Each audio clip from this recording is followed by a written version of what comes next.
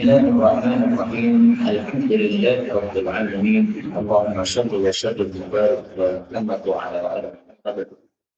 اللهم انفعنا بما علمتنا وعلمنا ما ينفعنا وزدنا علما وباركنا وارزقنا الاخلاص بالقول والعمل كاملا وعلما عند الانسان وتوفيقا دائما وصحه ويقينا وعافيه.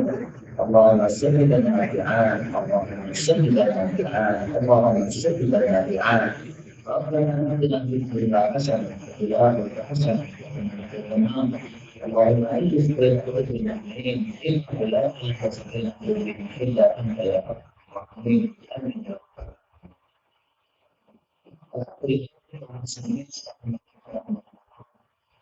Kita mengambil tafsir Al-Quran secara hadis secara malaman, dan kita masih membahas surah yang kelima, surah Al-Maidah.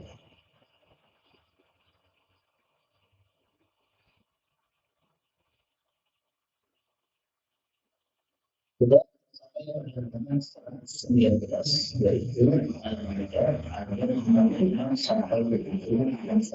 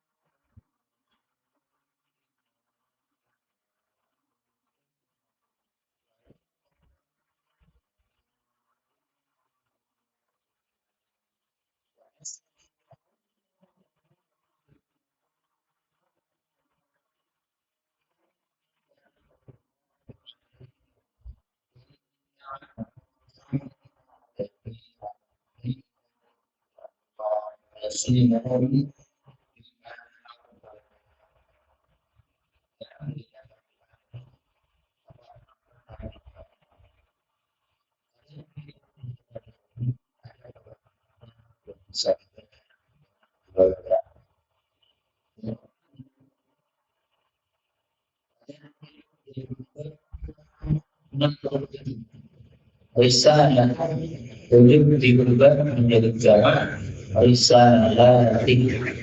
Kalau risalah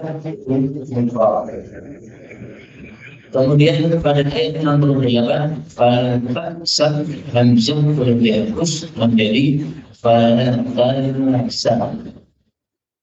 Ayat 69 wasabiquna hamzah boleh dihapus menjadi was-sabuni. Jadi asalnya kan ada hamzah di sini. Kemudian hamzahnya ditambah. Nah, ketika dihilangkan hamzah, maka harokat hamzah mundur ke huruf sebelumnya, yaitu mundur pada ba menjadi was-sabun. Bacaan seperti ini disebut bacaan naql. Naql itu artinya pindah. Harokat setelahnya dipindah kepada harokat sebelumnya. Setelah harokat setelahnya itu diharuskan hurufnya. Kemudian pada ayat 69 lagi, fa'ul di fathah, dan ini semuanya adalah bid'ah nawafil yang sumbernya dari Sayyidina Rasulullah Sallallahu Alaihi Wasallam. Maka semuanya bacaan yang benar. Ada tafsirnya secara ringkas. Allah mengatakan pada surah Al-Baqarah ayat 65.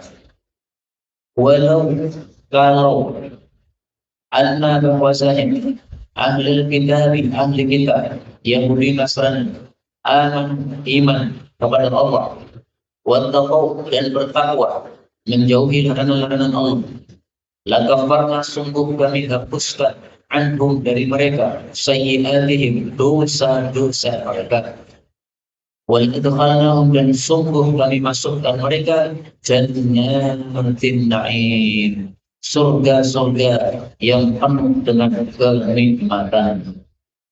Kaum muslimin rahimani wa rahimakumullah. Ayat ini menghasut Yahudi Nasrani untuk masuk Islam. Maka Allah menjamin kalau Yahudi Nasrani masuk Islam langsung dikasih dua oleh Allah. Yang pertama, semua dosa dihapuskan oleh Allah Subhanahu wa Ta'ala. Karena masuk Islam menyebabkan semua dosa terhapuskan. Dan yang kedua, dijamin masuk surga oleh Allah Subhanahu wa Ta'ala. Karena surga hanya diberikan kepada orang-orang yang beriman. Hadis Nabi menunjukkan bahwa masuk Islam menyebabkan dosa dihapuskan oleh Allah Subhanahu wa Ta'ala. Tulis ya din. Rasul bersabda, apakah kamu belum tahu annal Islam, bahwasanya masuk Islam yahdimu ma kana qabla, menghancurkan semua dosa sebelumnya. Demikian juga hijrah menghancurkan semua dosa sebelumnya. Demikian juga haji menghancurkan semua dosa sebelumnya. Hadis diriwayatkan oleh Imam Muslim. Maka ini hasuman kepada ahli kitab. Kamu sudah punya kitab, tinggal menerapkan. Bagaimana menerapkan iman dengan Nabi Muhammad SAW. Karena dalam kitab Taurat dan Injil sudah diperintahkan iman kepada Nabi Muhammad, Nabi terakhir yang akan muncul. Nah, kalau mereka lakukan perintah itu, pasti akan dihapus dosa dan dimasukkan ke dalam surga. Kaum muslimin rahimani wa rahimakumullah. Selain itu, Rasulullah mengkabarkan bahwasanya mereka kalau masuk Islam mendapatkan dua pahala, bukan satu pahala, tapi dua pahala. Apa kata Nabi? Beliau mengatakan, ada 3 orang, yu'tawna ajrahum marratain. Mereka dikasih pahalanya 2 kali lipat, double. Siapa saja? Pertama, seorang laki-laki dari ahli kitab, dia iman kepada nabinya, Nabi Musa atau Nabi Isa. Lalu berjumpa dengan Nabi Muhammad sallallahu alaihi wasallam, lalu beriman dengan Nabi Muhammad sallallahu alaihi wasallam dan mengikuti beliau dan membenarkan beliau, maka bagi dia ajrani 2 pahala. Hadis diriwayatkan oleh Bukhari dan Muslim, ini muttafaqun alaih, dari Abu Musa radhiyallahu anhu. Maka orang-orang ahli kitab ini kalau masuk Islam mereka untungnya dapat pahala 2. Karena sudah mengimani nabi mereka sebelumnya, yaitu Nabi Musa atau Nabi Isa, kemudian mengimani nabi yang kedua, Nabi Muhammad sallallahu alaihi wasallam. Sayang mereka tidak banyak yang masuk Islam. Kemudian Allah menghasung lagi kepada mereka, walau annahum, kalaulah bahwasanya mereka aqam Taurat, menegakkan kitab Taurat, wal Injil dan kitab Injil, wa ma unzila ilaihim, dan apa yang diturunkan kepada mereka min rabbihim, dari pemelihara mereka, maksudnya Al-Qur'an. La akalu, sungguh mereka makan, min fawqihim, dari atas mereka, wa min tahti arjulihim, dan dari bawah mereka. Minhum, di antara mereka ahli kitab, ummatun, ada umat, muqtasidatun, yang sedang-sedang. Wa katsirun minhum, tapi kebanyakan dari mereka, sa'a, jelek, ma ya'malun, apa yang mereka amalkan. Jadi Allah menghasung yang kedua kali. Kalau ahli kitab mau menegakkan Taurat dan Injil, dan kalau menegakkan Taurat Injil itu konsekuensinya harus beriman kepada Nabi Muhammad SAW. Tapi sayangnya bukan menegakkan Taurat dan Injil yang mereka lakukan. Justru mereka mentahrif. Tahrif itu adalah mengubah-ubah isi Taurat dan Injil. Sebagaimana sudah kita sampaikan kemarin, mereka mengubah ayat rajam menjadi ayat coreng-moreng. Bagi orang yang zina, wajahnya dicoreng-moreng. Nah, ini adalah pengubahan atau tahrif yang mereka lakukan. Mereka tidak menegakkan. Menegakkan Taurat maksudnya mengamalkan Taurat yang masih asli.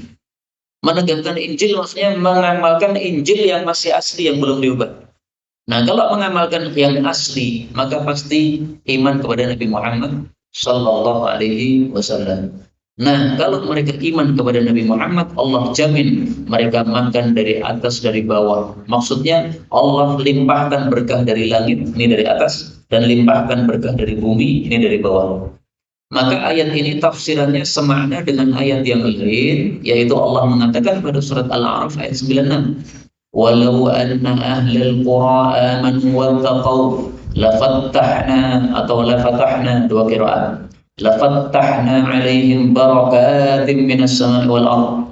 Seandainya penduduk desa itu beriman dan bertakwa, sungguh akan kami buka-buka kepada mereka berkah-berkah dari langit dan bumi. Nah, kata-kata dari langit dan bumi ini menafsirkan ayat tadi. Dari atas langit, dari bawah bumi.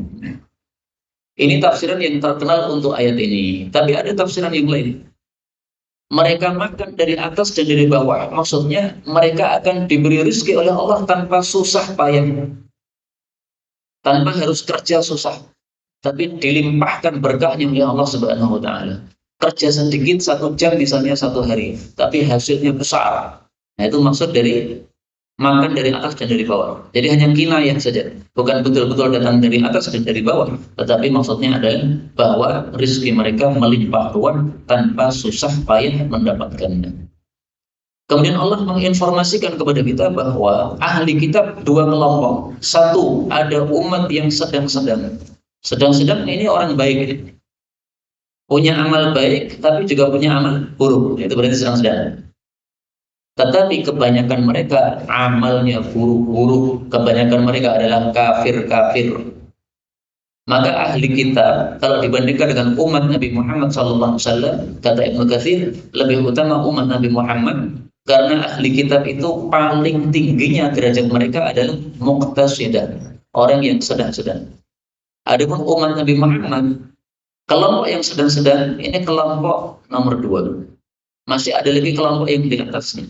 Mari kita lihat dalam ayat yang lain. Allah menyebutkan tentang umat Nabi Muhammad pada surat Fatir ayat 32. Faminhum zalimun li nafsihi. Ada yang menzalimi diri sendiri. Maksudnya suka maksiat. Nah, kita termasuk yang mana nih? Kalau kita suka maksiat, berarti termasuk kelompok ini. Zalimun li nafsihi. Wa minhum muqtasid. Ada di antara mereka yang sedang-sedang. Nah, maka mencampurkan antara amal baik juga amal buruk. Wa minhum sabiqun bil khairati biidznillah, dan di antara mereka ada orang-orang yang mendahului atau berlomba-lomba dengan amal kebaikan dengan izin Allah Subhanahu wa Ta'ala. Inilah umat Nabi Muhammad sallallahu alaihi wasallam. Derajat paling tinggi adalah sabiqun bil khairat. Derajat di bawahnya muqtasidah. Derajat bawahnya lagi zalimun li nafsi. Tetapi kalau ahli kitab, derajat paling tinggi adalah muqtasidah. Sabiqun bil khairat tidak ada. Nah, maka ini sisi lebih mulianya umat Nabi Muhammad dibandingkan umat-umat terdahulu. Kemudian 3 kelompok ini, yang zalim dan yang muqtasid dan yang sabiq, itu kata Ibnu Katsir was sahihu, dan pendapat yang benar annal aqsama thalatha, bahwa 3 kelompok ini semuanya kulluhum yadkhulunal jannah, semuanya bakal masuk surga. Hanya bedanya kalau yang sabiqun masuk surga mungkin langsung tanpa hisab, tanpa adab. Tetapi yang zalimun li nafsi, nah ini disiksa dulu oleh Allah Subhanahu wa taala karena punya dosa-dosa. Kalau muhtasin ini mungkin diampuni oleh Allah Subhanahu wa taala meskipun punya dosa-dosa. Nah, kita berharap kepada Allah masuk surga tanpa hisab, tanpa adab. Amin ya rabbal alamin. Itu cita-cita tertinggi kita. Kemudian Allah menyuruh Nabi Muhammad untuk tetap dakwah kepada mereka.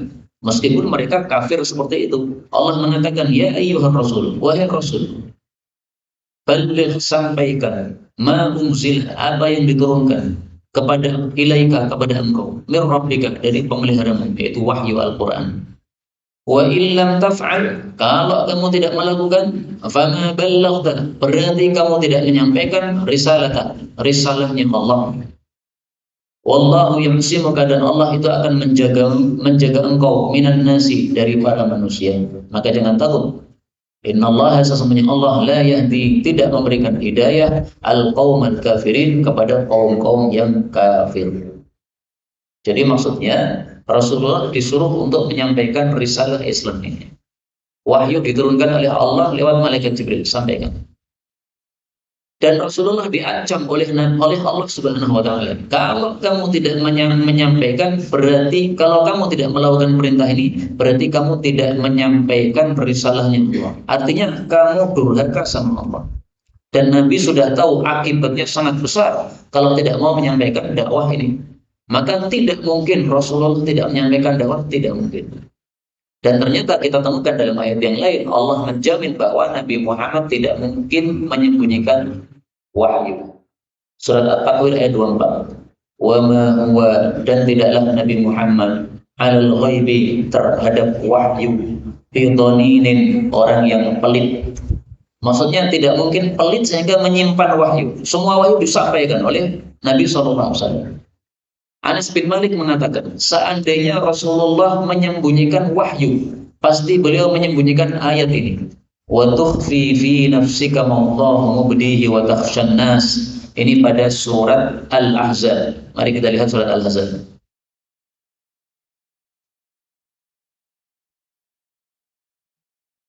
Surat Al-Ahzab ayat yang ke-37.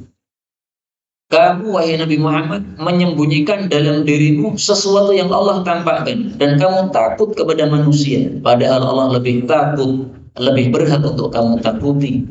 Nah, kata Anas bin Malik, andaikan ada wahyu yang disembunyikan oleh Nabi, ini yang disembunyikan. Kenapa? Ini negur keras kepada Nabi SAW. Sampai Allah mengatakan, kamu takut sama manusia, wahai Muhammad. Padahal Allah lebih berhak untuk kamu takuti. Kamu seorang Nabi, tidak pantas takut kepada manusia. Nah, ini celaan keras atau teguran keras seperti ini dari Allah tetap disampaikan oleh Rasulullah Sallallahu Alaihi Wasallam dalam Haji Wada'. Ini terjadi pada tahun 10 Hijriah. Waktu itu sahabat Nabi yang hadir sekitar 40.000 orang, kata Ibnu Katsir. Maka Rasulullah Sallallahu Alaihi Wasallam menyampaikan risalah dakwah. Setelah itu beliau bertanya, apakah saya sudah sampaikan? Para sahabat mengatakan, nashhadu annaka qad ballaghta wa adaita wa nasahta. Kami bersaksi bahwa engkau sudah menyampaikan, engkau sudah menunaikan, dan engkau sudah menyampaikan nasihat. Maka Rasulullah kemudian mengangkat jarinya ke arah langit, lalu menunjuk ke arah para sahabat Nabi SAW. Beliau mengatakan, Allahumma shhad, Allahumma shhad, Allahumma shhad. Ya Allah saksikan, Ya Allah saksikan, Ya Allah saksikan bahwa saya sudah menyampaikan. Maka beliau sudah menyampaikan risalah dakwah, disaksikan oleh 40.000 sahabat Nabi SAW. Ini kata Ibnu Katsir 40.000 ya. Kalau yang terkenal kan orang-orang mengatakan para sahabat Nabi ketika Nabi wafat, jumlah mereka itu sama dengan jumlah para Nabi, yaitu 124.000 sahabat. Ini saya masih tanda tanya, benar gak ini? Karena Haji Wada itu tahun 10 Hijriah. Dari tahun 10 Hijriah sampai wafat beliau 11 Hijriah. dari 40.000 menjadi 124.000. Ini perlu tinjau ulang ini. Saya lebih cocok perkataan Ibnu Katsir bahwa jumlah sahabat waktu itu yang hadir haji wada adalah 40.000 orang. Mungkin ada yang tidak ikut haji, betul, tapi hanya segelintir aja sedikit. Karena semuanya pengen mengikuti haji bersama Rasulullah SAW. Nah, maka perkataan orang-orang jumlah sahabat 124.000 ini perlu ditinjau ulang. Wallahu a'lam bishawab. Saya tidak ahli sejarah, tapi berdasarkan penjelasan Ibnu Katsir ini saya lebih cocok bahwa jumlah mereka 40.000. Allah mengatakan Allah itu menjaga kamu dari manusia. Maksudnya kamu sampaikan dakwah nggak usah takut. Adapun manusia ingin membunuh kamu, Allah jaga kamu dari manusia. Nah, dalam hadis-hadis disebutkan bahwa sebelum turun ayat 67 ini, Rasulullah biasanya kemana-mana dijaga. Tidur malam, maka di luar kemah ada yang menjaga. Tapi setelah turun ayat ini, maka beliau mengatakan tidak perlu dijaga lagi. Kenapa? Allah sudah menjaga saya. Nah, maka ayat ini turunnya bukan di awal-awal Islam, tapi di akhir-akhir. Ketika Rasulullah sudah dijaga oleh Allah Subhanahu wa Ta'ala, maka kemudian para sahabat tidak lagi menjaga beliau. Dan ayat ini semakna dengan surat Az-Zumar ayat 36. Alaysallahu bikafin 'abdah. Bukankah Allah memberi cukup kepada hambanya, yaitu Nabi Muhammad SAW. Juga surat Al-Baqarah ayat 137. Fasayakfikahumullah. Allah akan mencukupi kamu dari mereka, yaitu musuh-musuh Islam. Nah, maka suatu hari Rasulullah SAW pernah tidur, kemudian pedangnya digantungkan di pohon. Setelah itu ada orang Arab Badui melihat Nabi tidur sendiri dan pedangnya digantung, maka diambil. Setelah itu Nabi Muhammad dibangunkan, "Hei Muhammad, bangun. Siapa yang bisa menghalangi engkau dari saya? Ini pedangmu sudah di tangan saya." Maka Rasulullah mengatakan 3 kali, Allah, Allah, Allah. Langsung pedangnya jatuh karena dia gemetaran. Maka oleh Nabi pedang itu diambil lagi. Kemudian Nabi mengarahkan kepada orang tadi, siapa yang menghalangi kamu dari saya? Kalau tadi saya dihalangi oleh Allah dari kamu, sekarang kamu siapa yang menghalangi? Maka orang itu mengatakan, "Hai Muhammad, jadilah orang yang membalas yang terbaik." Maka Rasulullah kemudian masukkan pedangnya dalam sarung pedang, kemudian beliau menyuruh dia pergi. Tidak dibunuh oleh Nabi Sallallahu Alaihi Wasallam. Nah, ini akhlak mulianya Rasul Sallallahu Alaihi Wasallam. Dan ini menunjukkan bahwa Nabi betul-betul dijaga oleh Allah dari manusia, sehingga beliau mengatakan Allah gitu saja, orang-orang sudah takut gemetar. Coba kalau kita, ada orang menodongkan pistol kepada kita, siapa yang menghalangi kamu dari saya? Kita mengatakan Allah, apakah dijamin pasti dia gemetar? Nggak dijamin. Kalau Nabi Muhammad, maka dengan sebab dia mengatakan Allah, dia langsung gemetar, pistolnya jatuh. Dan kalau kita nggak dijamin. Kemudian Allah mengatakan sesungguhnya Allah tidak menunjuki orang-orang yang kafir. Maksudnya, kamu hanya berkewajiban untuk menyampaikan. Adapun hidayah di tangan Allah. Sehingga orang-orang yang sudah dicap kafir oleh Allah sejak dalam perut ibunya, itu tidak akan dapat hidayah. Udah, kamu tetap sampaikan dakwah saja. Mereka terima atau tidak bukan urusan kamu, itu urusannya Allah Subhanahu wa Ta'ala. Kemudian Rasulullah disuruh dakwah kepada ahli kitab. Qul, katakanlah, ya ahli kitab, wahai ahli kitab, Yahudi Nasrani. Lastum, tidaklah kalian ala syai'in, di atas sesuatu, yaitu dari agama, hatta tuqimut Taurat, sehingga kalian menegakkan kitab Taurat, wal Injil, dan kitab Injil, wa ma unzila, dan apa yang diturunkan ilaikum, kepada kalian, mir rabbikum, dari pemelihara kalian, maksudnya Al-Quran. Jadi dakwah itu tidak hanya kepada umat Islam, dakwah juga kepada umat Kristiani, kepada Yahudi dan orang-orang kafir yang lain. Dakwah yang saya lakukan ini kan cuma di masjid-masjid, ini dakwah yang kurang. Semestinya dakwah yang kita lakukan itu merambah kepada orang-orang kafir, dan mereka lebih penting menurut saya. Kenapa? Mereka itu kalau dibiarkan kafir sampai mati masuk neraka. Kalau orang-orang Muslim seperti antum ini dibiarkan sampai mati ya masuk surga. Tetapi perlu untuk tetap belajar tafsir, belajar hadis, supaya kita bisa memperbaiki diri, meninggalkan maksiat, supaya dosa-dosa kita semakin minim, supaya nanti di akhirat tidak perlu masuk neraka. Ya perlu. Tetapi lebih perlu mendakwai orang-orang kafir, sehingga mereka bisa selamat dari neraka. Nah, maka ini contoh dakwah kepada orang-orang kafir. Hai ahli kitab, kalian tidak berada di atas sesuatu apapun dari agama kecuali kalau kalian menegakkan Taurat Injil. Nah, menegakkan Taurat Injil sudah dijelaskan tadi, yaitu mengamalkan Taurat yang asli, mengamalkan Injil yang asli. Dan kalau mengamalkan Taurat dan Injil yang asli, pasti akan masuk Islam mengikuti Nabi Muhammad Sallallahu Alaihi Wasallam. Sehingga ayat ini menegaskan bahwa Yahudi Nasrani itu sebenarnya bukan berada di atas agama. Lastum ala syai'. Kalian tidak ada di atas sedikit pun dari agama. Meskipun mereka setiap hari baca kitab suci, kemudian nunduk-nunduk begini-begini ketika ibadah, itu bukan agama. Itu hanya main-main seperti itu. Itu hanya kesesatan, main-main itu, dipermainkan oleh setan, itu bukan agama. Agama itu adalah seperti yang kita lakukan, salat maghrib, nanti salat isya, kemudian baca Quran. Nah, ini agama ini.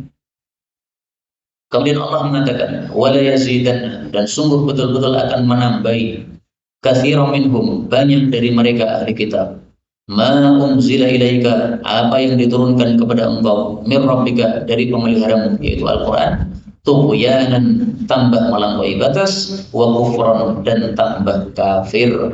Fala tasa, maka tidak usah sedih, alal qaumil kafirin, terhadap kaum-kaum yang kafir tadi. Jadi kalau kamu dakwah mereka tetap kafir, tidak usah sedih. Itu urusan Allah, bukan urusan kamu. Urusan kamu cuma menyampaikan, seperti tukang pos menyampaikan surat diterima atau tidak, bukan urusan. Surat sudah disampaikan, habis itu dia membaca langsung dibuang ke sampah sambil meludah, bukan urusan kita. Yang penting tukang pos sudah menyampaikan, selesai. Nah, maka sifatnya orang kafir itu semakin mendengar Quran, semakin melampaui batas, semakin kafir. Sebaliknya orang-orang beriman adalah tidak seperti itu. Semakin mendengar Quran, semakin tambah iman. Semakin mempelajari Quran seperti ini, semakin tambah iman. Sebagaimana disebutkan pada surat Al-Anfal ayat 2. Wa idza tuliyat 'alaihim ayatuhu zadatuhum imana. Dan apabila dibacakan kepada orang-orang beriman ayat-ayat Allah, maka tambah iman mereka. Ayat itu menambahi keimanan mereka. Nah, kita duduk seperti ini dalam rangka menambah iman kita kepada Allah Subhanahu wa Ta'ala. Kemudian ayat 69. Nah, ini ayat 69 perlu perhatian penuh karena seringkali orang salah paham dan menjadikan sebagai dalil untuk kesesatan. Allah mengatakan, innal ladzina amanu, sesungguhnya orang-orang beriman, maksudnya kaum muslimin pengikut Nabi Muhammad sallallahu alaihi wasallam. Wal ladzina hadu, dan orang-orang Yahudi, maksudnya penganut kitab Taurat. Wasabuna, dan orang-orang sabi. Orang-orang sabi itu adalah penyembah malaikat, pembaca kitab Zabur. Wan Nasara, dan orang-orang Nasrani, yaitu penganut kitab Injil. Man amana, siapapun beriman billahi, kepada Allah, wal yaumil akhir, dan dengan hari akhir dari kalangan mereka tadi, wa amila salihah, dan beramal saleh, maka dijamin fala khaufa alaihim, maka tidak ada takut bagi mereka, yaitu di akhirat nanti, wala hum yahzanun, dan mereka tidak akan sedih, yaitu di akhirat nanti. Nah, ini kemudian disalahpahami oleh sebagian orang. Berarti semua agama sama, kata mereka. Mau beriman yaitu Islam, mau Yahudi, mau Sabiin, mau Nasrani, yang penting iman kepada Allah dan hari akhir, maka selamat di akhirat. Itu tafsiran ngawur ya. Coba tafsiran yang benar kayak apa? Tafsiran yang benar, kata Ibnu Katsir ketika membahas ayat ini, beliau mengatakan, wala yakunu dzalika kadzalika. Tidak akan terjadi seseorang itu disebut iman kepada Allah dan hari akhir dan beramal soleh hatta yakuna muwafiqan li syari'ati Muhammadin sallallahu alaihi wasallam, sampai dia itu sesuai dengan ajaran Nabi Muhammad sallallahu alaihi wasallam ba'da bi'tsati, setelah diputusnya Nabi Muhammad sallallahu alaihi wasallam. Jadi bukan berarti semua agama sama, tidak. Yahudi kalau tidak ikut Nabi Muhammad setelah Nabi Muhammad diutus, kafir namanya. Nasrani kalau tidak ikut Nabi Muhammad setelah Nabi Muhammad diutus, kafir namanya. Jadi bisa disebut iman kepada Allah dan hari akhir dan beramal saleh, itu satu yang harus dilakukan, yaitu mengikuti Nabi Muhammad SAW. Nah sekarang faktanya Yahudi sekarang ini apakah mengikuti Nabi Muhammad? Tidak ada mereka yang mengikuti Nabi Muhammad. Bahkan mereka mengkafiri Nabi Muhammad SAW. Sehingga Yahudi sekarang ini tidak termasuk Yahudi yang dimaksud dalam ayat ini. Terus Yahudi yang dimaksud dalam ayat ini yang bagaimana? Kalau Yahudi tadi belum mengalami masa Nabi Muhammad SAW, maka yang dimaksud Yahudi di sini adalah Yahudi yang mengikuti Nabi Musa alaihissalam. Dia beragama Islam sebagaimana agama Nabi Musa alaihissalam. Kalau yang dimaksud Yahudi adalah Yahudi yang mengalami masa Nabi Muhammad, maka yang dimaksud Yahudi di sini adalah Yahudi yang mengikuti Nabi Muhammad SAW. Itu maksudnya. Jadi bukan semua agama sama, bukan. Islam itu yang benar, semua selain Islam itu sesat, salah, kafir semua. Makanya para ulama mengatakan al-kufru millatun wahidah. Kafir itu satu agama. Maksudnya Yahudi, Nasrani, Hindu, Buddha, semua itu satu agama, yaitu kafir. Berarti agama cuma dua, Islam, kafir. Selain Islam berarti kafir. Selesai.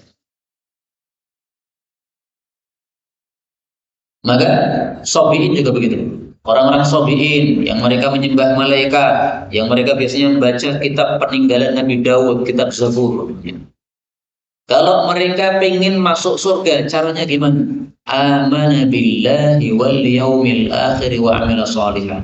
Dan tidak disebut iman dan amal saleh kecuali mengikuti syariat Nabi Muhammad SAW. Nah, kalau mengikuti syariat Nabi Muhammad harus meninggalkan penyembahan malaikat tadi. Karena menyembah malaikat itu bukan termasuk ajaran baginda Nabi Muhammad SAW. Ini kalau kita artikan as-Sobiin adalah orang-orang yang menyembah malaikat.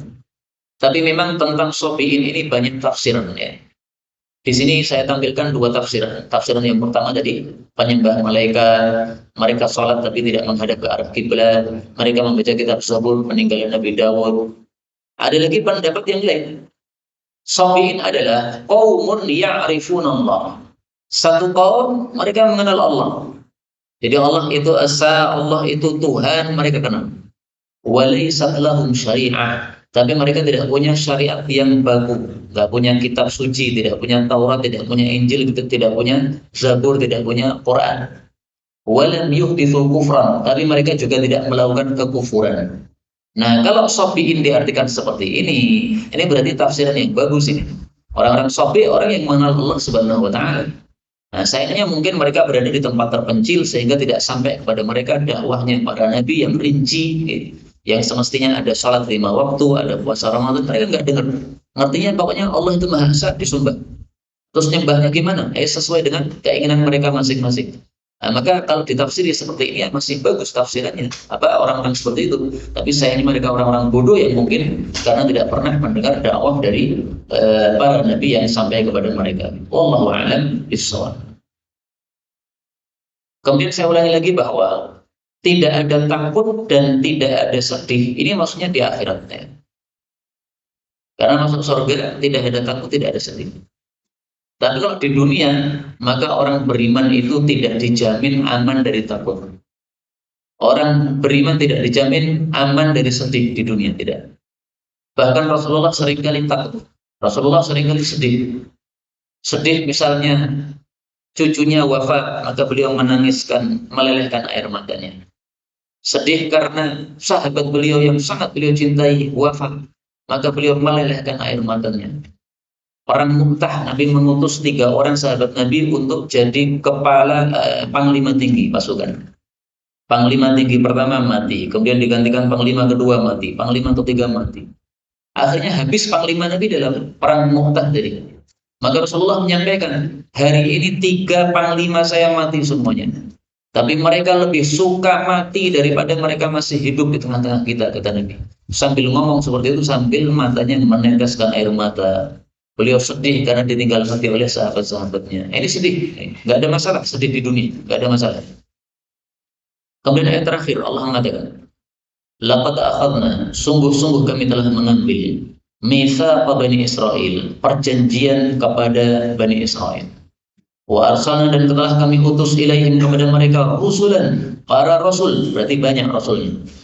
Kullama ja'ahum rasul, setiap kali datang kepada mereka seorang rasul, bima la tahwa anfusuhum, dengan sesuatu yang tidak diingini oleh nafsu mereka.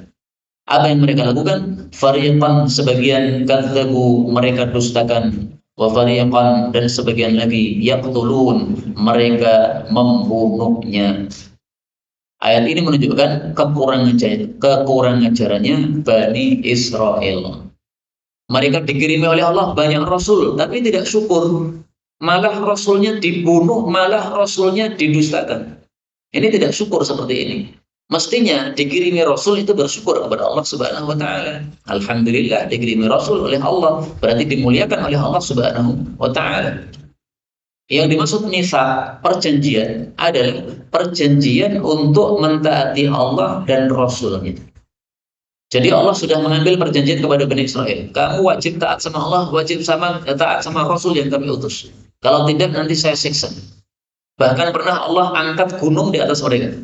Ayo, lakukan kitab Taurat yang saya turunkan. Kalau tidak, ini gunung saya timpakan kepada kalian. Nah, diambil perjanjian oleh Allah Subhanahu wa ta'ala. Rusulan, beberapa rasul diutus oleh Allah kepada mereka. Sebagaimana hadis yang populer dan sudah sering saya sampaikan lagi supaya hafal. Tasusuhum. Kanat Bani Israel, adalah Bani Israel. Tasusuhum al-anbiya. Diatur atau dipimpin oleh para nabi. Kullama halaka nabiyyun, tiap kali mati seorang nabi, khalafahu nabiyyun, digantikan oleh nabi yang lain. Hadis riwayat muttafaqun alaih. Ini nikmat besar dari Allah kepada mereka, tapi mereka tidak mensyukuri, bahkan mereka kadzabu, mereka mendustakan, bahkan mereka yaqtulun, membunuh nabi mereka. Tolong perhatikan. Di sini Allah mengatakan kadzabu, di sini Allah mengatakan yaqtulun. Untuk yang kadzabu digunakan fi'il madhi yang menunjukkan lampau. Untuk yang yaqtulun digunakan fi'il mudhari yang menunjukkan waktu yang akan datang. Muncul pertanyaan. Jadi kalau baca Quran itu perlu ditadabburi. Ini kenapa sih? Untuk yang mendustakan digunakan fi'il madhi.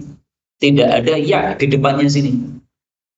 Untuk yaqtulun, untuk membunuh, digunakan fi'il mudhari, tandanya ada ya-nya ini. Jadi yang belajar bahasa Arab paham ya, fi'il madhi mudhari. Yang belum belajar bahasa Arab, saya jelaskan. Fi'il madhi itu salah satu tandanya tidak ada ya di depannya.